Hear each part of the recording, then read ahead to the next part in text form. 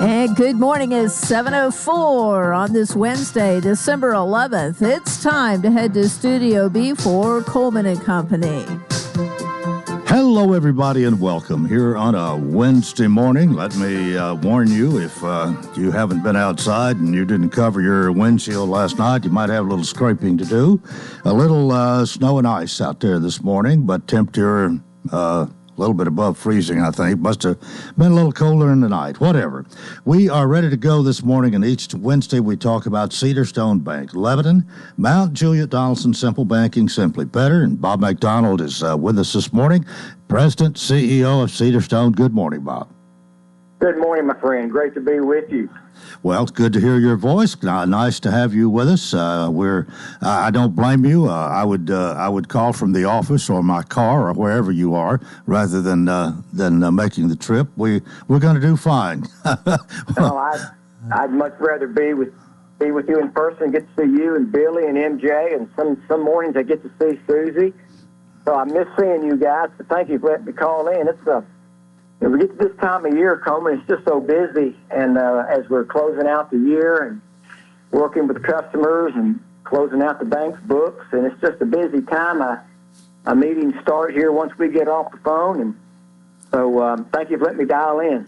Well, what would you like to tell everybody this morning? Well, let's start out by reminding folks of a couple of things. One is our holiday hours. We will be we're closing at noon on Christmas Eve, and then of course we'll be closed on Christmas Day. And then so just want to make sure everyone's aware that we have that posted at all of our locations and on our website and Facebook. And then let's talk a little bit about this time of year with all the transactions going on. We're seeing a lot of fraudulent transactions, Coleman. So we want to remind your listeners and our customers just to be aware of that. Be careful when you're shopping online, and make sure that you are comfortable with the website that you're on, and just make sure that you're familiar with what that company is and how they do their business. Be careful with checks. Make sure that you're writing checks carefully and that you know where they're going. So there's just a lot of fraud going on now, Coleman. It happens this time of year. It starts about a week or two before Thanksgiving, and it'll go through the end of the year. So we have information, Coleman, in all of our branches that can help our customers to look out for. We also have tips on our website. So we encourage our customers and your listeners to either come by and get that materials, or look on our website for some guidance. Well, I'll tell you what, it is not difficult at all to get caught up in one of these. Something that looks so appealing and so legitimate can turn out to be something you wish you'd left alone. And I've had that happen to me a time or two. So it's no fun. I mean, we had a customer in yesterday who had just a series of hits on their debit card, and it's just so easy for that to happen. When that happens, keep an eye on your account. Look at it throughout the day, every day. Go online and look at the transactions. Make sure that they're legitimate transactions. If not, give us a call, and we can help go through the process to get that card shut down, get a new card issued, and give guidance on how to go about seeking to be reimbursed for those fraudulent charges. Well, hopefully people will be extra careful, and especially at this time of year, as you've already pointed out. But you still are lending money, and you get your loan at Cedar Stone, which we try to mention each week. I guess loans are going well. They are, Coleman. We've had a great year, as we've talked a number of times throughout 2024. It's been our best year ever in terms of just growth of the bank, in terms of loans and deposits, and we're thankful for that. Coleman, we have terrific people. The folks who are members of the Cedar Stone family, our staff, they're just terrific. They're not only competent and skilled at their respective duties, but they genuinely want to serve and help others. And so I get compliments all the time. I get emails, I get letters, I get phone calls. I get comments made when I'm out in the community, and so we're just so thankful for our group. And they're the reason that we've had this really good year. And so we're very proud of everyone, and we've had a great year. And we, as we plan for 2025, we expect much of the same. We hope we expect the economy to continue to be consistent and to generate good activity.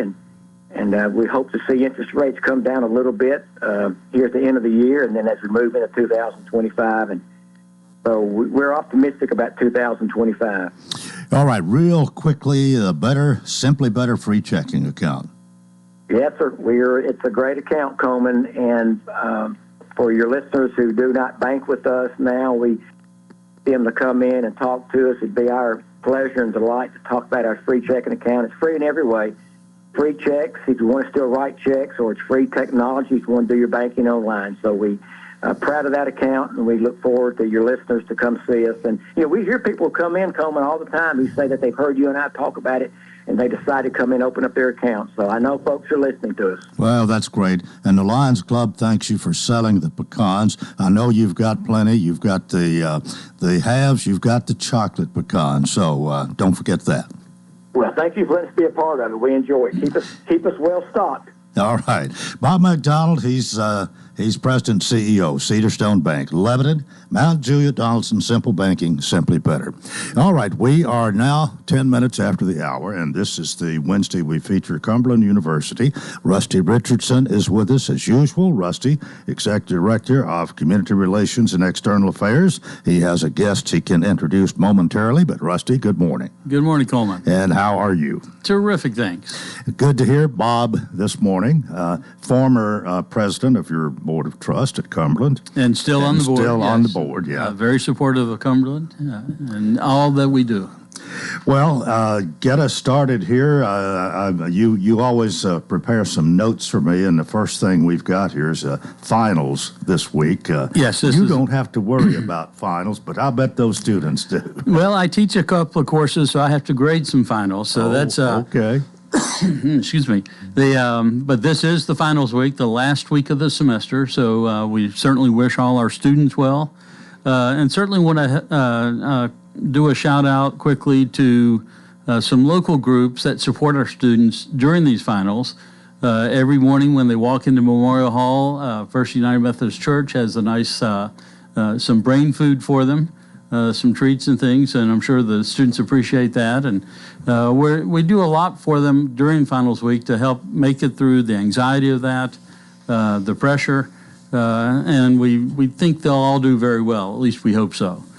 Well, there's some anxiety there, naturally, I guess. But if you're kind of on the borderline, particularly, and how well you do on that exam is going to determine the grade or whether you pass or fail. That can be kind of trying. That can be trying, and if they haven't done anything all semester and then crammed the last week, they're probably not going to do very well. But I think those students would actually be very much in the minority of our students. We expect most to do fine and be ready for their Christmas break. All right. What else you got? We want to do a shout out to one of our freshman athletes, a young man by the name of Kennedy Bett. This last weekend, he won the NAIA Marathon with a time of 2 hours, 21 minutes, and 33 seconds. Just a remarkable athlete, and we have so many of those athletes on our track and field teams. We had 5 students participate in that marathon, and they had to go through qualifying rounds to do that, and they all did well. But certainly Kennedy, as a freshman, his star is shining very brightly right now after winning that marathon. I'd hate to think I had to run for 2 hours. for 26 miles, and his average time per mile was just over 5 minutes a mile. I'm not sure I can drive that fast, but it's a remarkable feat, and certainly want to congratulate him. Yeah, absolutely. The other thing I wanted to share this morning, as we wrap up the fall semester this week, the winter term that we do starts next Monday. Excuse me, got a tickle in my throat this morning. Yeah. The winter term starts next Monday. We offer just over 20 different courses that students can take over the next 4 weeks. All of these courses are done online. So if they've not done well in a particular course and they want to get their GPA up, they have a chance to take it again. Or being proactive, if there's trying to work on their schedule and reduce the number of classes they need to take to graduate, they can take one or two of those now. During this 4-week term, it goes from December 16th to January 10th. And again, all of these are online. Mm-hmm. And we also have some students that take these courses that attend other universities. They can knock out a requirement and get a transfer credit. So if they're interested in that, they can still pick up those hours and make good use out of their Christmas break. Well, somebody who's ambitious in this direction, that's no doubt a great opportunity. It's a great opportunity, and again, they're concentrated courses. And they're everything from athletics to science courses, business courses, criminal justice. There's a wide array of those, and they can just go to the Cumberland website and see what all those course offerings are for the winter term. Well, do you want to wait till we come back from the break, or you want to go ahead and introduce the guest now and then go to the break? I'm going to leave that up to you. Let me go ahead and introduce our guest. This is a return guest, Katie Wolf. Katie is a Cumberland alumnus, and she is the Director of Annual Giving in the Office of Advancement, and just does a phenomenal job. And she's got lots of news to share this morning. Well, Katie, good morning. Good morning. We are glad to have you with us, and we'll let you tell us what you have after we come back from our break. This is Coleman and Company, FM 98.9. Let's see what's happening on the roadways. Want to thank our friends at Absolute Kubota. Write it off the lot, write it off your taxes. Visit Absolute Kubota.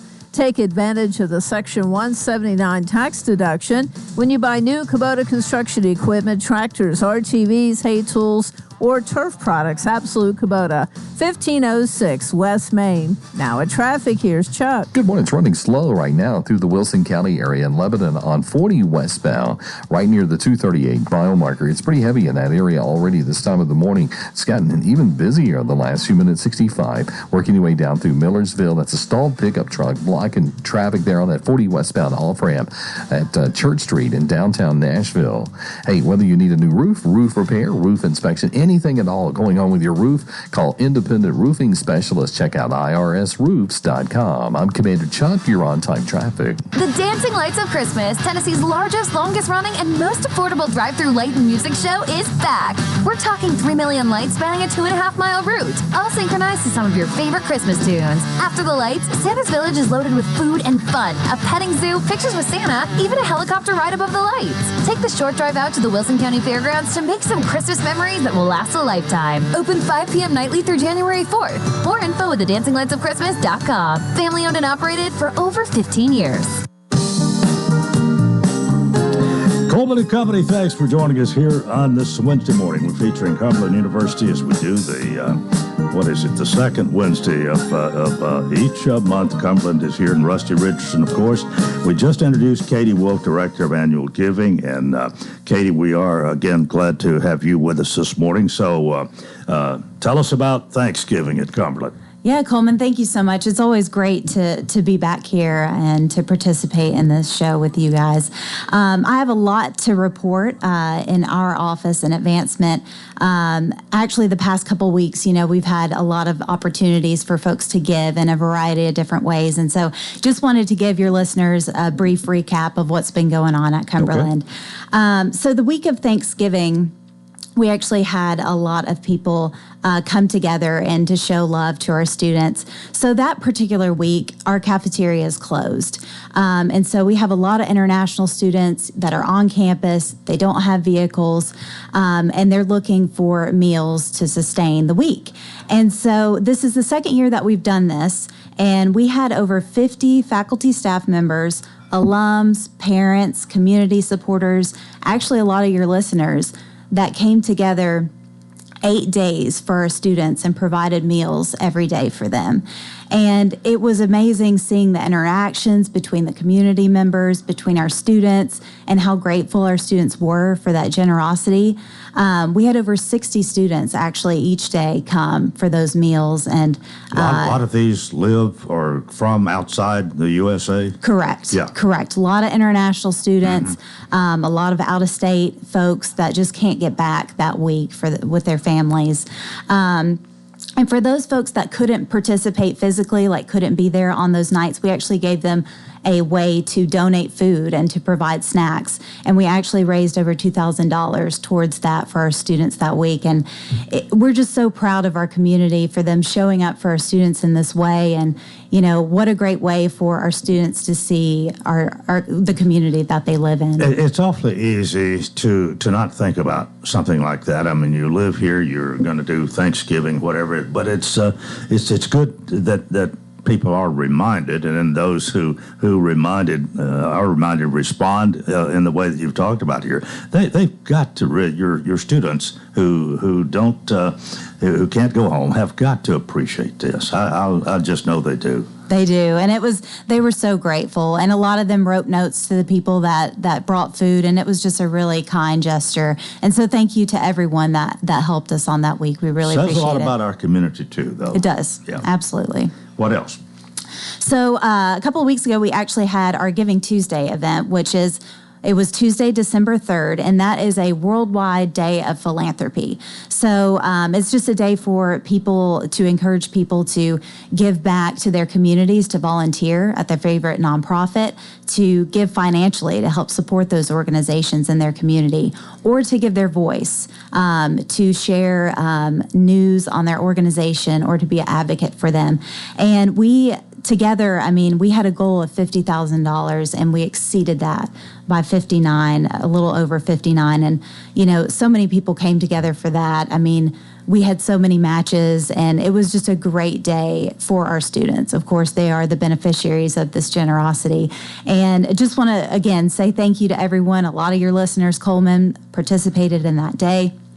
And we wouldn't be here without those supporters. And so we just wanted to say thank you. Giving Tuesday, and then there's Giving Week. That's right. So our upcoming philanthropic event is our annual Giving Week. And, Coleman, this time of year, this season, people are feeling philanthropic. They're looking at, their taxes, how they've done, how can they impact the community. And so we love to give people an opportunity to hopefully choose Cumberland as one of their philanthropic priorities at the end of the year. And so our Giving Week this year is Thursday, December 26th through Thursday, January 2nd. And well, this again, you've got it as far as the calendar goes. This is at the right time too, because you maybe in October, you're not sure how the year's end is going to be, especially if you business and you're looking at the profit and loss column and all of that. By now, especially by the last week of the year, you have a pretty good idea of how much you want to give, and this makes it all easy, I'm sure. It does, and we have a lot of people that participate. We had a great year last year. We do have an ambitious goal this year of $130,000. And we're very confident that we can hit it. So many people show up this time of year for us and really put our students first. And we encourage people to give in any area that they're passionate about, whether it's athletics, scholarships, campus renovations, whatever is important to them. We want them to participate and to give to that. And if anyone has any questions, the easiest way to get a hold of our office is to email advancement@cumberland.edu. And whatever your question is, the appropriate person will reach back out and respond to you. Well, you have come up with, I get information from time to time from you and all of this, and I do know that there are a lot of opportunities. There's an opportunity there for almost anybody who has even a small amount to contribute. There's a place for that, and of course, those who have a lot more, you welcome them too, and they have their place. Yes, absolutely, Coleman. Everything adds up, so no gift is too small. All right. Well, hopefully you can keep the tradition going, and of course, with inflation that we're all dealing with, you need a little more every year. That's right. Absolutely. And no doubt you remind people of that as well. Yes, we will. All right. You got some upcoming events to talk about. Yes. So this year was obviously great. We had so many great events. And so just want to give your listeners kind of a schedule of events that they can anticipate for next year. So in January, we have our Holocaust Remembrance event. And of course, the community is invited to that. We think it's important to educate people on that and to remember that event. So that'll be happening in January. We have our annual scholarship dinner, which is in April, and that's just a great way to connect our scholarship donors with our scholarship recipients. And it's a beautiful night. It's a beautiful dinner. I encourage everyone to participate in that. Of course, in May, we have commencement, which is our favorite day. We love to see our students walk across that stage, get their degree, and celebrate with them. And then we have Phoenix Ball in June, which Rusty, I know, will give y'all more details closer to the date, and we're always looking forward to that event. Shortly after that, Symphony on the Lawn, lovely event. All of the community is invited. And then finally, we'll have Notes for Nurses, which is in September, and that's to help support our Rudy School of Nursing, which is just an incredible school and incredible students. And so we look forward to communicating with the community, emails, social media. Just look for those updates, and we hope to see everyone there. Well, I'm just sitting here listening and thinking about the giving opportunities, and they are there. For anybody that's got anything that they can give, there's a place for it, large or small, and that I think that says a lot about your office and what you're doing to make. I mean, of course, obviously you're going to welcome, but you seem to create opportunities is what I'm talking about here, so that you have no excuse. That's right. We love to give people, opportunities, and we feel very strongly about people giving where they're passionate. Mm-hmm. We don't want anyone to give where they're not feeling that that's the most important thing to them. We want to make people feel like, they're supporting what they love. That's very important. All right. And again, Giving Week, December 26th through January 2nd to kind of close out the year. Yes, sir. Yeah, don't forget that one. That's right. Rusty, we've got about 3 or 4 minutes for you to wrap things up with your closing comments, and I'm sure you've got plenty to fill that with. Well, I think I can come up with a few things, but I know Katie mentioned Phoenix Ball, which is only 178 days away, and Notes for Nurses, which is 267 days away, since I work on both those events all year round. I keep a countdown on my phone to remind me just how many days we've got left before that event. But certainly want to thank Katie for coming out this morning, and everyone in the advancement office, because the role they play at the university is so critical to help our students attend college and fulfill that dream. They are experts at giving people the opportunities to learn the joy of giving, was one way to put that. And of course, this time of year, it's all about giving, it seems like, in so many different ways, with the Christmas season and Hanukkah, all those things. And I always like to remind people on this December show that we're now only, actually just 2 days from now is the 181st anniversary of a little book being published called A Christmas Carol by Charles Dickens.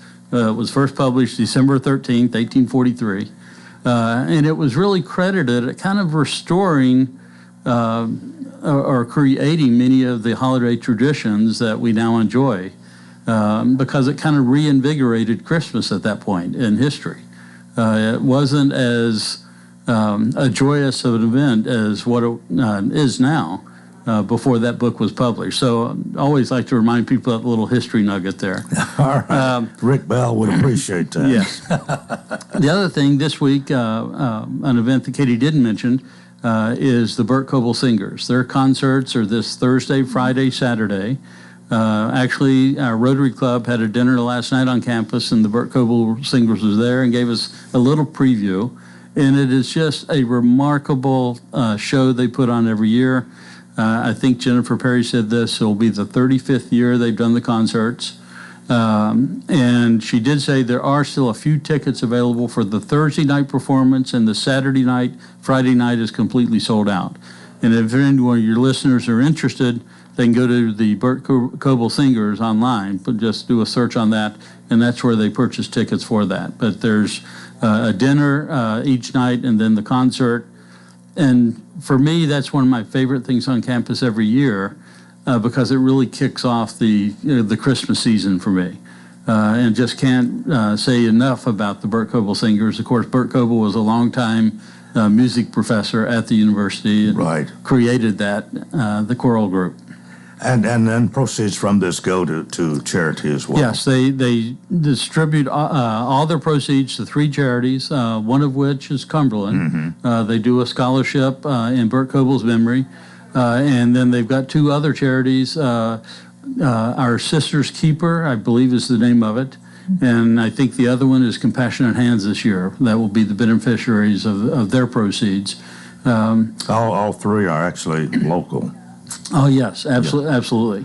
But hearing those voices, they do such a remarkable job. I would encourage any listener that hasn't been to one of those concerts to come out this week because it is truly a wonderful experience. And the fact that there are a few tickets left for Thursday and Saturday evenings. Yes, Thursday and Saturday. The Friday shows are sold out, I understand. So that. All right, you're going to talk about men's and women's basketball for a minute here. Even though Cumberland is finishing up the semester, those teams are still playing, multiple times each week, and they're doing some really exciting games right now.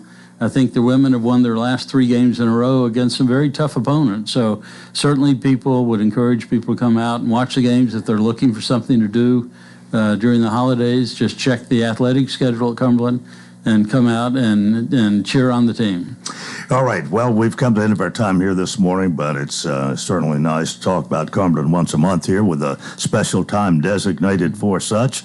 Katie Wolf, thanks for being with us today, and hopefully we've encouraged a few people to give, and you are the Director of Annual Giving. Thanks for being with us. Thanks, Coleman. And Rusty, thank you again. We'll see you in January. Thanks, Coleman. Merry Christmas. All right. That is part 1 of Coleman and Company. We've got more. Hope you'll keep it right here, FM 98.9. Let's see what's happening on the roadways. Thanks to our friends at Bates Ford. Get a battery installed in most vehicles. $149.95. Bates Ford, 1780 Franklin Road.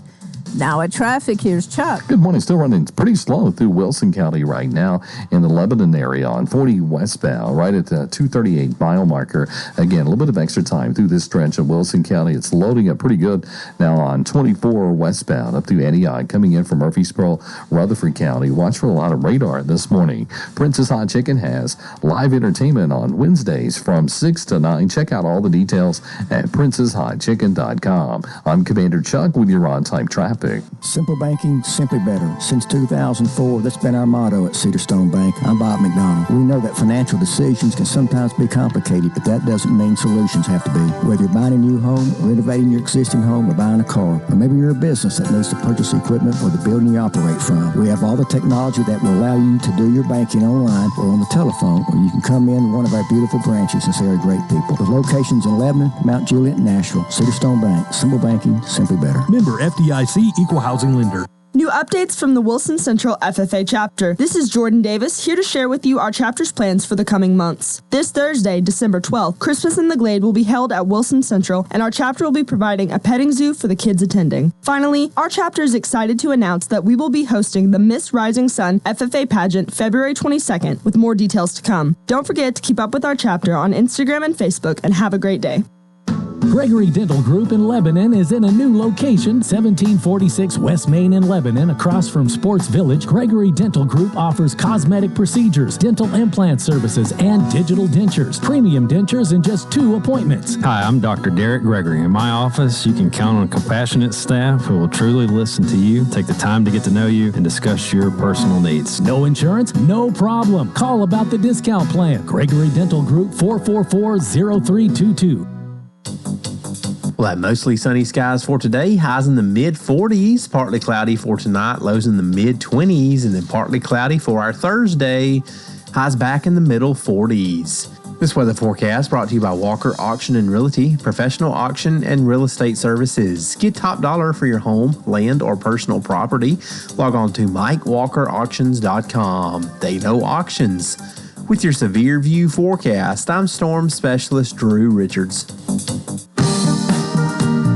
And we welcome you to part 2 of Coleman and Company here on this Wednesday. I want to introduce my next 2 guests. And we do have Nancy Grandstaff and Elaine Davenport here this morning. Nancy, good morning to you. Good morning. And welcome to the program. We're glad to have you. Elaine, good morning. Good morning. All right. Now, these two ladies are both lifelong Wilson County residents. They are both property owners next to the proposed business park off exit 245. And they're here today to talk about their family, their story, and why they support the project.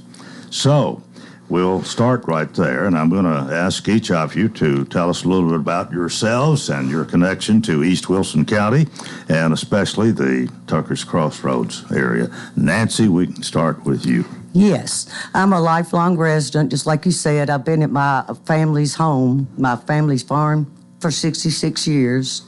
I've lived there my entire life except when I went off to college, and yeah, we've been around since 1887 on that farm.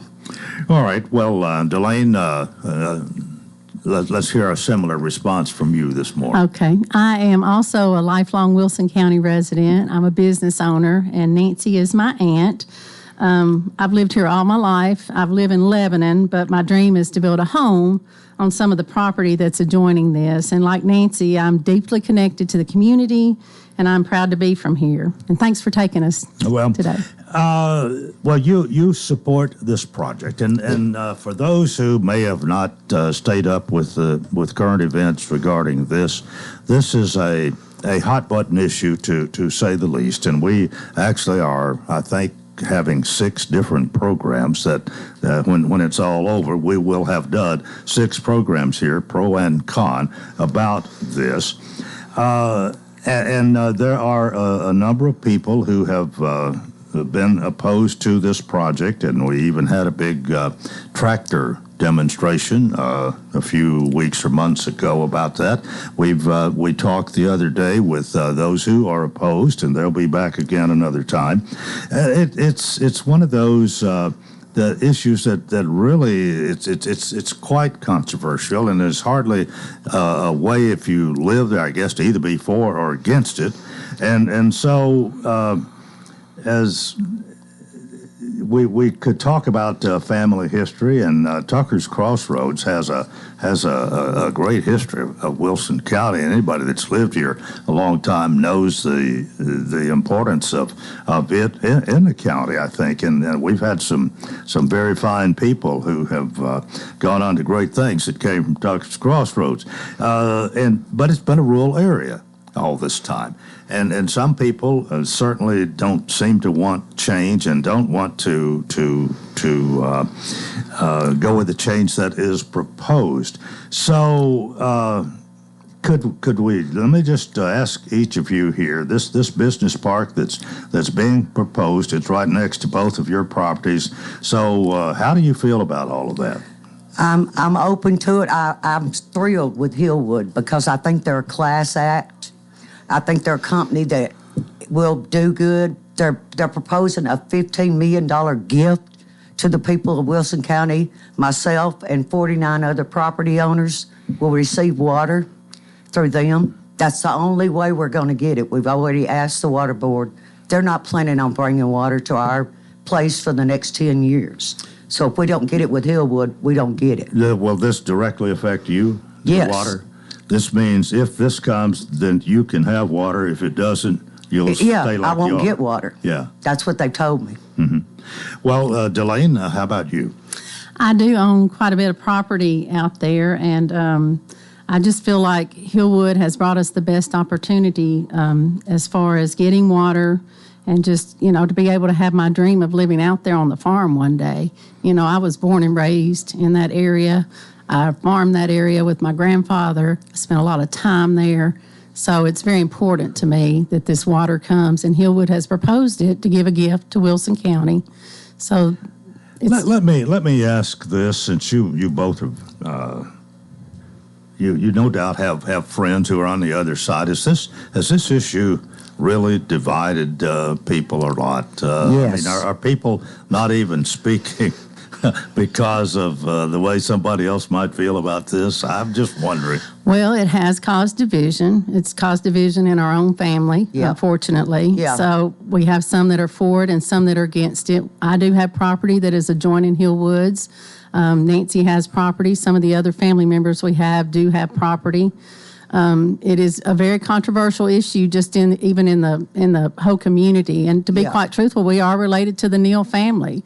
We are part of the William Haskell Neal. We're part of Paymaster. You know, my grandfather was a direct descendant. He is the grandson of William Haskell Neal. So it is a great division in the community. But they have water. We don't have water. We have no way to get water. The people against it have water. We don't have water. Everybody except the Postons have water that's against it. Everybody. Is this one of the bigger reasons for you wanting this, the water? Yes. That's one of the big things that's in your favor here. I have struggled with water my entire life. I've lived out there for 66 years. I haul water in little milk jugs and cat litter jugs. I have a whole truckload. Every time I go to Kevin Gaines, which is my nephew, he's against it, but I go to his house to fill up the jugs. I have to go somewhere else to shower every time I shower. I can't shower at my house. Wow. And there's no way to get water, like drinking water, clean drinking water in that area unless we are to connect. But the connection is so far out of our financial goal that we cannot do it. So Hillwood has offered to come in and bring water. So yes, we are for the project, but they're also, that property was approved many years ago for houses, for homes, and it was approved for 2,900 homes to come in there. So the option is, do you want the houses of 2,900 homes, or do you want an industrial park that will hardly even... You won't see it. You're not going to even notice that it's there.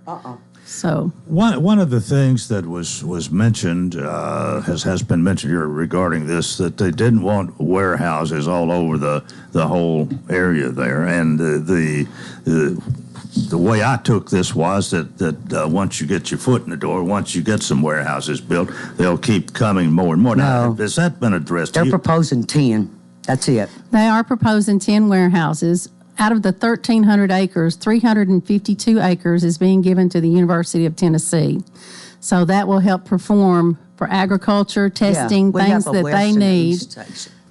Well, do you think in time to come, though, that since we've got, what'd you say, 10? We've got 10 here, let's put 10 more throughout the countryside here. What about that? I mean, do you envision that? I'm only concerned about this certain project right here. The future of Wilson County and the industrial park is part of it, but unfortunately, I don't know what's going to happen with other people's property. I do have an adjoining piece that's right beside it, right next door to it. I have road frontage all the way around it. So I would benefit from Hillwood being there, of course, because I can get water on my property. I have 2 different parcels that I would love to have water on. So I can build. That's what I want to do. And I don't know if I'm going to develop the property. I don't know if I'm going to keep the property. But it's been in my family so long, I don't know what I'm going to do with it right now. You got more to say about that, Nancy? Yeah, I won't be leaving. They'll be carrying me out of my house dead because I'm not leaving.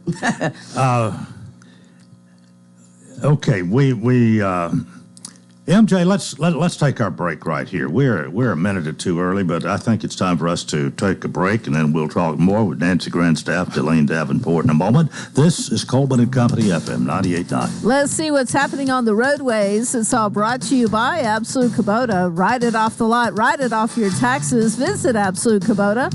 Take advantage of the Section 179 tax deduction when you buy new Kubota construction equipment, tractors, RTVs, hay tools, or turf products. Absolute Kubota, 1506 West Main. Now at traffic, here's Chuck. Good morning. Trying to clear up several accidents in Wilson County. Lebanon area has had traffic running slow on 40 westbound. They're around the 238-mile marker as all that traffic leaves Wilson County headed towards Nashville. It's tied up now on 24 westbound at 840 in Murfreesboro, Rutherford County. As the fire department is on the scene of this crash, It's busy out here. Give yourself extra travel time this morning. Prince's Hot Chicken has live entertainment on Wednesday starting tonight at 6 till 9. Check it out online at princeshotchicken.com. I'm Commander Chuck with your on-time traffic. Renewal happens here at Lebanon Center for Rehabilitation and Healing. Lebanon Center for Rehabilitation and Healing has experienced new leadership and a new atmosphere. Same location in the heart of Lebanon, 731 Castle Heights Court on the Castle Heights campus. Lebanon Center for Rehabilitation and Healing is providing 5-star clinical outcomes to short-term and long-term care residents. Call 615-444-4319 for a tour and to experience the new culture. Renewal happens here at Lebanon Center for Rehabilitation and Healing. Coleman and Company, thanks for joining us. And if you tuned in late, we have Nancy Grinstaff and Delane Davenport with us today. And again, they are lifelong Wilson County residents. Both are property owners next to the proposed business park off exit 245, Tucker's Crossroads. And they're here today, again, talking about their family, their story, why they support the project. And we've already talked about this has created some division, and there are those that are for it, there are those that are against it. And really, as I understand it, it's up to the commission, the 25 commissioners, and it takes 13 votes to get a majority there. And, of course, hopefully all 25 will show up for the meeting. That meeting is going to be on the 16th, which is actually next Monday night. And I'm guessing you have at least talked to your commissioners or those in your area, Delane, and we were talking during the break here. Some are for it and some against it. It's really again, assuming all 25 are there, it's who can count to 13. So that concerns you, no doubt, how they feel about this, and it's not. I don't think it's an easy decision. I'm glad I'm not on the county commission, to be honest, to have to make this decision. I can see both sides of this, and at the same time, you see somebody like Nancy here who doesn't even have water to her property. I sure understand, and I mean I can't imagine how. I don't think I could exist too long if I had to do what you do just to get water. So I certainly sympathize with you. At the same time, I can understand how we are resistant to change and the change that this might make for some people. You understand that, but still, you have your reasons for wanting this. And Delane, you might tell us more. Well, I mean, Wilson County is growing. It's growing fast. There's a lot of opportunity here. There's still a lot of empty land. And it's just a part of the growth process. And you have to say, okay, what's going to be the best for this community? Are we going to want high traffic? Do you want 3,000 homes, even if it's 2,000 homes? Do you want 4,000 people trying to get on the interstate every morning? Do you want to try to fight that battle of trying to get to work? I don't know about you, but if I live out there, I certainly don't want to fight that battle of trying to even get on the interstate. I don't know what they'll do about houses. If they bring the houses, then what about schools? What's going to happen with that? How are they even going to put kids in school? Because that area is zoned for Watertown. It is not zoned for Tucker's Crossroads. Mm-hmm. And as far as I know, Watertown is already overcrowded. They cannot handle another 2,000 kids coming to their area. So I don't know how they're going to handle that growth if they do put houses in. Well, this is proposed over a period of time, but I guess if this is approved, it's they'll get started on it fairly soon, and you will begin to see some change. But that's not going to happen overnight, right? That's correct. It's a 10 to 15 year project. So it's not going to be something that first they've got to get the infrastructure in, the roads, the electric, the sewer, the water. So they've got to get everything infrastructure wise in, and that's going to take some time. You know, it's not going to be something that happens immediately. Whereas with houses, you'd see those going up pretty quickly and people living there pretty fast, you know, and they're going to build one warehouse at a time. And then if that either sells or if they rent it out, if they lease it, then they'll build the next one. So that's kind of the way that Hillwood has worked, is they do it in order of how they build. They build them one at a time. You want to add to that, Nancy? Or I'm pretty excited about Hillwood, the prospect of having water. I think that the people that are against it Maybe they're scared of progress, and time stops for no man. It doesn't. You're gonna have to deal with progress. It's just part of life. How much change do you envision this bringing to the Tucker's Crossroads area? Will it? How much difference will it make? As far as change in the terms of growth and the difference that the lifestyle and so on. Will there be much? Well, I think the biggest thing is they're supposed to be putting a market in there. That's Halbone that's going to be building that. And so everybody knows the Bone family and their reputation of how well he builds things, and he stands behind his product. So he's building a gas station, which is not out there right now. There is no gas. The BP station got wiped out by the tornado, and so there has not been a gas station. I think that was 2021. Was that right, when the tornado came through? Yeah. And so there's not been any way. People have to go to town, or they have to go to Carthage. They have to go get their gas elsewhere, or to Watertown. And so it's going to have a market there. I think it's going to be more of a community. I would hope that people would stand behind it. Whatever happens on the vote, I would hope that people would stand behind it. Mm-hmm. You want to say more, Nancy? Yes, I do. I worked in a warehouse my entire life.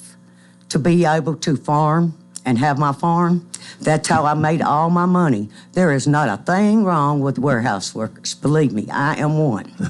I retired from a warehouse. One of the things that I have the figures in my briefcase. I don't have them in front of me, but the tax. What the property there is bringing in the property tax now for the county, and what it will if this becomes a reality. Now, that's something that's been pointed out by those, especially those who are for this project, is how much more money it's going to bring into the county treasury, so to speak. And we are building schools. We're needing more tax revenue. I guess that's something that you feel good about. Both of you might want to comment on that. Yes, I would.